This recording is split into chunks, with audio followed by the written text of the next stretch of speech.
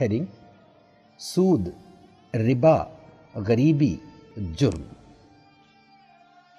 سچ سے فرار کرنے، بھاگنے کی یہی عادت ہمیں سود کے مسئلے سے نمٹنے نہیں دیتی۔ آج کی دنیا کی ساری اقتصادی پالیسی کا انحصار سود پر ہے، خواہ ہم چاہیں کہ نہ چاہیں، اور خواہ یہ نظام معیشت ہمیں گوارا ہو کہ نہ ہو۔ IMF یا انٹرنیشنل مانیٹری فنڈ اور ورلڈ بینک یعنی عالمی بینک حکومتوں کو قرض دیتے ہیں اور ان پر اور ان کی پالیسیز پر اپنا خوب اثر رکھتے ہیں۔ خود بھارت اور پاکستان بہت بڑے مقروض ہیں ورلڈ بینک کے، اور اس پر باقاعدہ سود دیتے ہیں۔ OIC مسلم ممالک میں Algeria, Indonesia, Jordan, Tajikistan, Morocco, Nigeria اور پاکستان کے علاوہ تنیشیا اور ترکی وہ ممالک ہیں جن میں سے ہر ایک 5,000 کروڑ روپوں سے زیادہ کا فردن مقروض ہے عالمی بینک کا۔ جب پورا ملک، پوری قوم سود چکاتی ہے تو پھر اس میں رہنے والے افراد سود کے مسئلے پر کیوں اپنی زندگی حرام کرتے ہیں؟ بلا سودی بینک کاری نظریاتی اعتبار سے خود ہمیں بہت پسند ہے۔ میں خود ایک چھوٹے سے بینک کا منتظم اعلیٰ اور IBA کا سیکرٹری رہ چکا ہوں۔ میں اس کو کچھ مخصوص حالات میں ایک قابل تحسین بینکنگ نظام مانتا ہوں، لیکن پہلے جمع پونجی یعنی ڈپازٹس آئیں تبھی تو آپ کے ہاں قرض دینے کے لیے سرمایہ ہوگا نا، تبھی تو مسلمانوں کو قرض ملیں گے نا، اور بنا سود ڈپازٹ رکھنے والے ہمیں ہمارے مخلوط نظام میں کم ہی ملیں گے۔ قارئین یا سامعین اپنے آپ سے پوچھیں کہ آیا وہ تیار ہیں بنا سود اپنی جمع رکھنے کے لیے، حالانکہ قرض سے کمائے نفع میں ان کی شرکت داری ہوگی؟ یہ نظام ایک محدود علاقے میں شخصی تعلقات پر مبنی انتظامیہ کی حد تک مناسب ہے، یا پھر اسے ملکی حکومت کا، قانون کا سہارا درکار ہے؟ اس گناہ سے بدتر ہم اس کیفیت کو مانتے ہیں جس میں ڈپازٹس نہ آئیں، جس کی وجہ سے قرض نہ دیے جا سکے، قرض نہیں ملے تو کارخانے نہ کھلے، جس سے روزگار نہ پھیلے اور الٹے غریبی بڑھے، اور غریبی بڑھنے سے جرم بڑھے یا بھیک منگی بڑھے۔ چنانچہ چھپتے چھپاتے قرض لیتے ہیں ہم میں سے بہت سے مسلمان۔ ہم ایسے ہزاروں مسلمانوں کو بالواسطہ جانتے ہیں جو بصیغہ اعراض ہندو مہاجنوں سے اونچی شرح سود پر قرض لیتے ہیں، اور انہی کی سیکیورٹی یا کولیٹرلز کی ضمانت پر وہ مہاجن بینکوں سے بہت کم شرح سود پر قرض لیتے ہیں۔ مسلمانوں میں بھی بڑے بڑے تاجرین، بڑے بڑے صنعت کار ٹرم لون اور اوور ڈرافٹس کے علاوہ باقاعدہ stocks, FDs، warrants, insurance, bonds, debentures میں بچت کرتے ہیں، بلکہ بعض تو حوالہ اور وعدہ، فارورڈ ٹریڈنگ اور فیوچرز میں بھی۔ کیا آپ انکار کریں گے کہ کریڈٹ کارڈ بنیادی طور پر ایک قرض ہی ہے؟ میں نے خود بڑے بڑے علماء کو اس کا استعمال کرتے دیکھا ہے، ایئرپورٹس پر ٹکٹ بک کراتے دیکھا ہے۔ اسی طرح جب آپ ٹیلی فون یا بجلی کا بل تاخیر سے جمع کرتے ہیں تو یہ لیٹ فی کیا ہے سود کے علاوہ؟ Pension, gratuity, insurance, provident fund, غرض کہ ہماری زندگی کی معیشت کا انحصار انہی پر ہے۔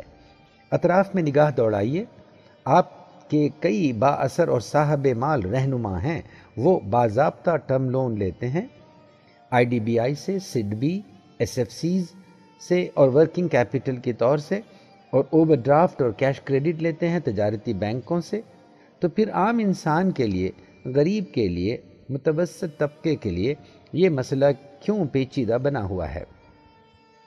یہ بات ہمیں اس لیے بھی چبھتی ہے کہ اس پابندی کی وجہ سے متوسط طبقے کے کئی معصوم مذہبی افراد پیسے جاتے ہیں، اگرچہ کہ پہلے کے مقابل اب بہت ہی کم لوگ اس کی پرواہ کرتے ہیں۔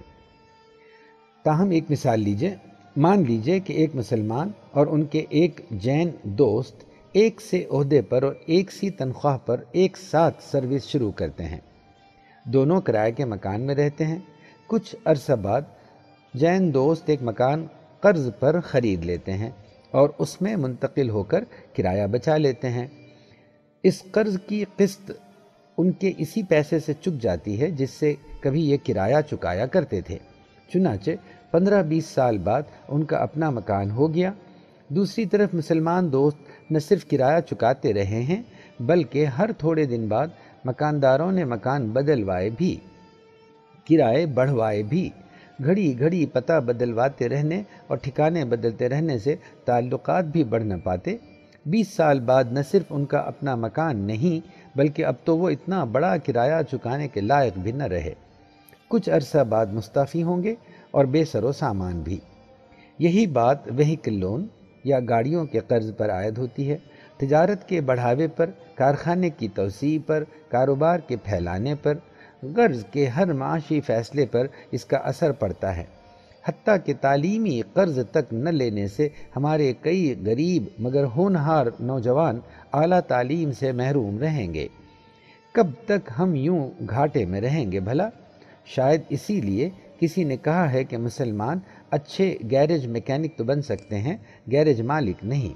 مالک بننے کے لیے ہنر کے علاوہ علم اور مالیہ بھی چاہیے، اور مالیہ سود بنا ملتا نہیں۔ گجرات کے کونے کونے میں گئے ہیں ہم، اور بلا خوف تردید یہ کہہ رہے ہیں کہ جن جن قصبوں اور شہروں میں مسلمانوں نے کریڈٹ کوآپریٹیوز کامیاب طریقے سے کھول رکھی تھی اور چلا رہے ہیں، وہاں ان کی غربت خاصی کم ہوئی ہے، بلکہ ان میں خوشحالی ہے۔ سدھپور، ہمت نگر، موڈاسا جیسے شہر اپنی آسودہ حالی کے لیے جانے جاتے ہیں، بلکہ وہاں مسلمان ہندوؤں کے بالمقابل زیادہ مالدار ہیں، اور جہاں جہاں کریڈٹ میکینزم نہیں ہے وہاں وہاں غریبی کا بول بالا ہے، اور عجب نہیں کہ جرم کا بھی۔ کوئی پوچھے کون ہے مسلمانوں کو یوں زبردستی غریب رکھنے کا ذمہ دار؟ کم از کم مودی، توگڑیا اور بھاجپ حکومت تو نہیں۔ ہیڈنگ: گراوٹ کی وجہ پنجم، سائنس اور مغربیت کی منجملہ مخالفت، opposition to West and science. اب آئیے ذکر کریں مغرب سے اور اس کی روح سے سائنس ہی سے ہماری مخالفت کا۔ ایک طرف ہم مغرب کی، عیسائیوں کی، یہودیوں کی تذلیل کرتے ہیں اور بین الاقوامی اداروں کو ان کا ایجنٹ کہتے ہیں، اور دوسری طرف انہی اداروں سے، انہی تنظیموں سے انصاف کی امید رکھتے ہیں، ان کی باقاعدہ رکنیت لیتے ہیں، ان میں اپنا وقار بڑھانے کی کوشش کرتے ہیں۔ UNO، World Bank, Nobel prizes, International Court of Justice, بلکہ تفریحی معاملات میں گریمی ایوارڈز اور آسکر ہمارے پیمانے بن چکے ہیں، پہچان بن چکے ہیں اکمپلشمنٹ کی، کلید بن چکے ہیں کامیابی کی۔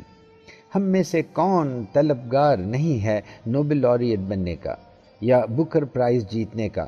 کون اولمپک کا گولڈ میڈل نہیں چاہتا؟ ریسنگ کار یا ومبلڈن ٹینس کپ کون نہیں جیتنا چاہتا؟ میوزک میں گریمی ایوارڈ سے کس کو انکار ہے؟ AR رحمان کو ہم کیوں قدر کی نگاہ سے دیکھتے ہیں؟ تو اب یا تو یہ سب ادارے اور یہ تنظیمیں اور یہ نظام بیکار ہیں، دھوکے باز ہیں، تو ہم ان سے گریز کریں، اور یا پھر ان میں جی توڑ کے لگ جائیں اور کامیابی حاصل کریں۔ یہ کیا کہ دھوبی کا گدھا گھر کا نہ گھاٹ کا۔ انگور کھٹے کب تک رہیں گے جناب؟ ثانیہ کو ٹینس کا چھوٹا سا انعام ملا تو ہم میں سے اکثر اچھل پڑے۔ محمد علی کلے کو باکسنگ کا خطاب ملا تھا تو ہمارا اسلام تازہ ہو گیا تھا۔ بلکہ مائیکل جیکسن جیسے شخص تک کو ایک ہراساں اور کھوئی ہوئی قوم نے لپک کر لبیک کہا، مگر وہیں ان تنظیموں کو اور ان بیچارے جیتنے والوں کو گالیاں بھی مل دی۔ کسی مولانا نے ثانیہ کے برہنہ پیروں پر فتویٰ دیا تو کسی نے اس کے بے باکانہ انداز پر۔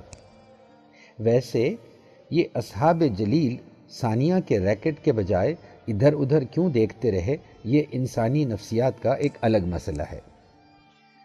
ہر چیز کے دو پہلو ہوتے ہیں، اچھے اور برے۔ جیسے ٹی وی ہے تو اس پر ہم ڈسکوری دیکھیں یا نیشنل جیوگرافی یا نیچرل ہسٹری جیسے چینل دیکھ کر معلومات بڑھائیں، یا پھر ساس بھی کبھی بہو تھی، MTV اور پاپ میوزک پر اپنا وقت بگاڑیں۔ یہ تو ہماری مرضی اور تربیت پر مبنی ہے نا۔ اسی طرح فلم انڈسٹری کو لیجئے. فلم ایک پاورفل میڈیم ہے، کمیونیکیشن کا ذریعہ ابلاغ ہے، تبلیغ کا ہتھیار ہے. اس کا ہم استعمال کر کے اپنے حق میں لوگوں کو متاثر کر سکتے ہیں، جیسے یہودیوں نے کیا. ہمیں علم ہے کہ جرمنی میں یہودیوں پر جو مظالم ہوئے ہیں، اس پر انہوں نے بڑی خوبصورت فلمیں بنائیں یا بنوائیں، جیسے شنڈلرز لسٹ، جسے شاید آسکر ایوارڈ بھی ملا تھا.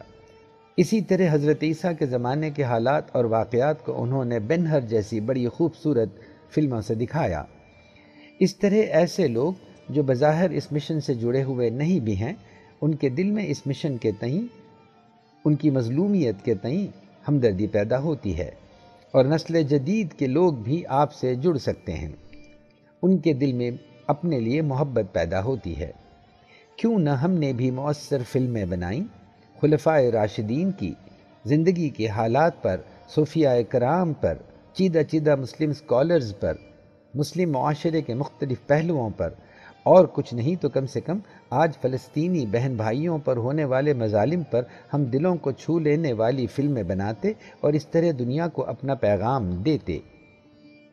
ہمیں خوشی ہے کہ اپنی تمام تر پابندیوں کے بیچ ایرانی سینما اپنی منفرد پہچان بناتا رہا ہے. اگر ہماری فلمیں آسکر اور اس طرح کے ایوارڈ جیتتی تو دنیا بھر میں ان کے حوالے دیے جاتے اور ہماری داستان زبان زد عام ہوتی. جب رحمان کو آسکر انعام ملا تو مسلمانوں کا فائدہ ہوا کہ نقصان؟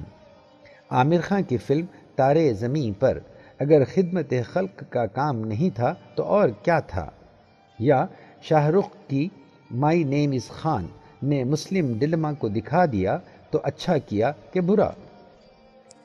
ایسے لوگ فلمیں دیکھتے جنہیں ہمارے کاز سے، ہمارے مشن سے ویسے کوئی مطلب نہیں ہوتا، تاہم ہم سے ہمدردی پیدا ہو جاتی. اس طرح ہم اپنے مشن میں کامیابی حاصل کرتے. یا پھر دوسری طرف یہ کہ ہم فلم ٹیکنالوجی ہی کا بائیکاٹ کریں. جن لوگوں نے ترقی کو نکارا، جن لوگوں نے اس سے انکار کیا، آج سے 40، 50، 100 سال پہلے غور سے دیکھیے کہ ان کے خاندانوں کو کیا ہوا، ان کے بچے اور پوترے کیسی زندگی بتا رہے ہیں. یا تو وہ اتنے محروم ہیں ان سب نعمتوں سے کہ آپ انہیں جانتے تک نہیں، اتنی گمنامی اور پست حالی کی زندگی بتا رہے ہیں وہ، اور یا پھر انہوں نے اپنے باپ دادا کی ایسی فرسودہ تعلیمات سے خود انحراف کیا. انہوں نے مناسب تبدیلی اور ترقی کو خوش آمدید کہا اور آج مینجمنٹ اور ٹیکنالوجی کے میدانوں میں اونچے عہدوں پر فائز ہیں، عمدہ کاروبار کر رہے ہیں.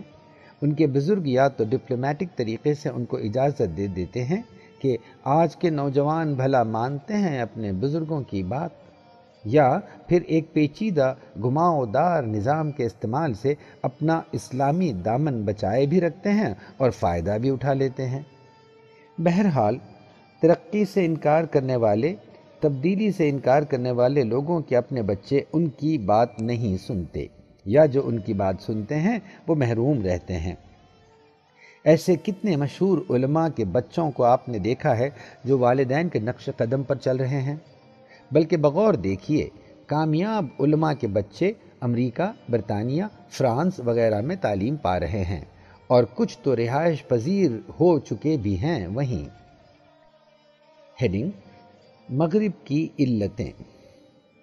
ہم یہ نہیں کہہ رہے ہیں کہ ساری مغربیت یا ساری ترقی یا ساری سائنس بہرحال فائدہ مند ہے، نہ یہ کہ اس میں کوئی عیب نہیں. مانا کہ Miss Universe, pornography, pop music, نشیلی ادویات، اسکولوں میں موبائل فون اور بندوقوں کا استعمال، ریسلنگ مینیا اور اس طرح کی بدعتیں، علتیں مغرب میں ہیں. خواتین کی ترقی کے نام پر سودا فروشی ہی نہیں بلکہ کھلم کھلا استحصال ہو رہا ہے. دوسری طرف کوئی بھی خاتون کسی بڑے انسان پر مہینوں بلکہ برسوں کے بعد یہ الزام لگا سکتی ہے کہ وہ بار بار اپنے گھر یا دفتر پر اس کی عصمت دری کرتا تھا. کوئی یہ تو پوچھے کہ پھر آپ بار بار وہاں جاتی کیوں تھیں؟ اس کے فوراً بعد شکایت کیوں نہیں درج کرائی تھی؟ بس ہر جانے کی رقم اینٹھنے کے لیے اتنا سنگین الزام لگانے سے بھی کچھ خواتین نہیں چوکتیں. امریکہ کے سابق نائب صدر الگور ابھی ابھی ایسے ایک الزام سے بمشکل سبکدوش بری ہو پائے ہیں۔ اسی طرح سائنسدان بھی دھوکہ باز ہو سکتے ہیں، جس طرح کوریا میں کچھ نے جھوٹ موٹ کلوننگ کا دعویٰ کیا تھا۔ ابھی جب ہم کتاب کے اختتامی مراحل سے گزر رہے ہیں، خبر آئی ہے کہ کوئی کم عقل پادری نے امریکہ کے ایک چرچ میں قرآن کو جلانے کا اعلان کیا تھا 9/11 کی برسی کے موقع پر۔ وہ تو اچھا ہوا کہ امریکہ کے صدر سے لے کر ہزاروں عام شہریوں نے اس پر دباؤ ڈالا اور اس گھٹیا حرکت کو انجام ہونے نہ دیا، ورنہ جانے ہمارے اور مغرب کے تعلقات میں اور کتنی کشیدگی بڑھتی۔ مگر کیا ہم بڑے بڑے نظریے ایسے انفرادی پاگل پن یا جیسے وہ کم عقل ڈینش کارٹونسٹ کی حرکت ان کے دباؤ میں آ کر کریں گے؟ ایسی گھٹیا حرکت مغرب کی پالیسی نہیں، بلکہ وہاں کے کچھ پاگلوں کی طرف سے وہاں کی انفرادی آزادی کا ناجائز استعمال ہے۔ ایسی مقامی حرکات کا رد عمل بھی ہمارا مقامی اور محدود ہو تو شیطانی عناصر انہیں مزید اچھالیں گے نہیں۔ لیکن مغرب صرف ان علتوں کا نام تو نہیں۔ کس نے مجبور کیا ہمیں کہ یہ سب علتیں، یہ سب بدعتیں بھی ہم ساتھ میں لیں؟ بلکہ خود مغرب میں ایسے افراد کی کثیر تعداد ہے جو ان چیزوں کی مذمت کرتے ہیں۔ یہ سلیکٹیو کرٹیسزم یا امتیازی نکتہ چینی کی عادت بالکل ویسی ہی ہے جیسے توگڑیا کا قرآن کا مطالعہ۔ چن چن کے آؤٹ آف کانٹیکسٹ وہ آیتیں اٹھائے گا اور بے حرمتی کرے گا، یا مودی مسلمانوں میں سے کچھ کو مجرم ثابت کر کے پوری قوم کی کردار کشی کرے گا، مسلمانوں کو پنکچر ریپیرر بتائے گا، لائٹ یا پانی چرانے والا بتائے گا۔ اور اگر سب مذکور برائیاں مغرب میں ہیں تو کیوں ہم میں سے بعض بہترین لوگ وہاں جا کے رہتے بستے ہیں؟ بلکہ ہوتا تو یہ ہے کہ خود مسلم ممالک کے وہ باشندے جو اپنی حکومتوں کی بد انتظامی کے خلاف آواز بلند کرتے ہیں، انہیں بھی پناہ ملتی ہے انہی مغربی ممالک میں۔ لندن ہی اسلامی موومنٹ کا، فرانس ہی اسلامی تحریک کا گھر بن جاتا ہے۔ یاد کیجئے آیت اللہ خمینی کہاں جلا وطنی کے دن بتاتے تھے۔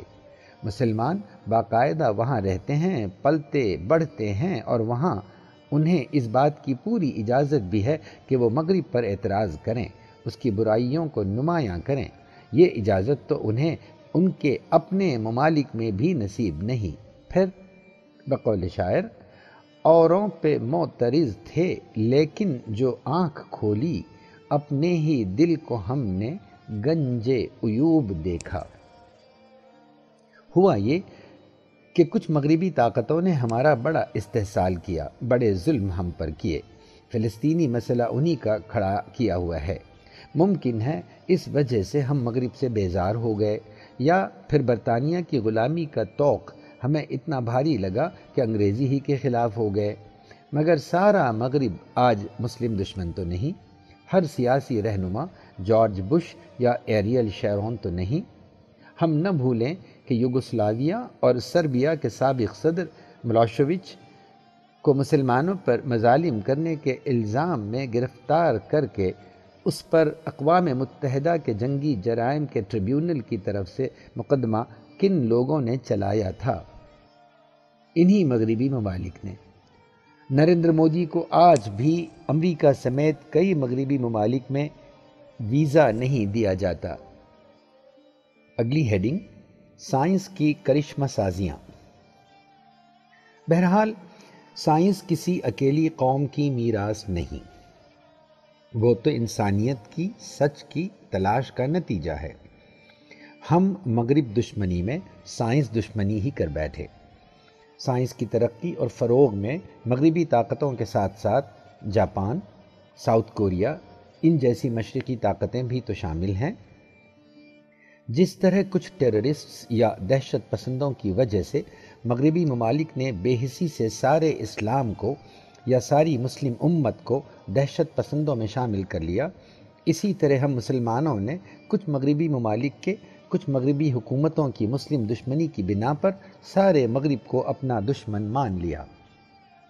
اور اگر وہ دشمنی ہمارے فائدے کی ہوتی تب کم سے کم عقلی طور پر معاف کی جاتی۔ ماجرا تو یہاں یہ ہے کہ مغربی علوم و فنون کے بنا ہماری زندگی ممکن نہیں۔ بتلائیے کیا کیا ترک کریں گے ہم؟ بجلی جسے نور کی طرح ہم کمروں میں جلا لیتے ہیں، ٹیلی فون، ٹی وی، اسکوٹر، گھر پہ یا مسجد میں لگے مائکرو فون یا اسپتال کا انجیکشن یا ایکس رے یا سنیما اور کرکٹ، 200-250 چیزیں جو ہم ہر دن استعمال کرتے ہیں، لگ بھگ وہ تمام کی تمام مغربی ممالک، مغربی سائنسدانوں، مغربی ٹیکنالوجسٹس کی بنائی ہوئی ہیں، جیسا کہ زمینے میں دیے گئے ٹیبل سے عیاں ہے۔ اپنے مکانوں اور کارخانوں میں گھوم پھر کر دیکھیں، شاید ہی کوئی مشینی چیز ایسی ملے گی جو اسلامی ممالک میں تیار ہوتی ہو۔ کیا کل سے ان کا استعمال آپ ترک کرنے جا رہے ہیں؟ اور نہیں تو کیا آپ کھلے دل سے مغرب کی ان ایجادات کے فیض کو تسلیم کریں گے؟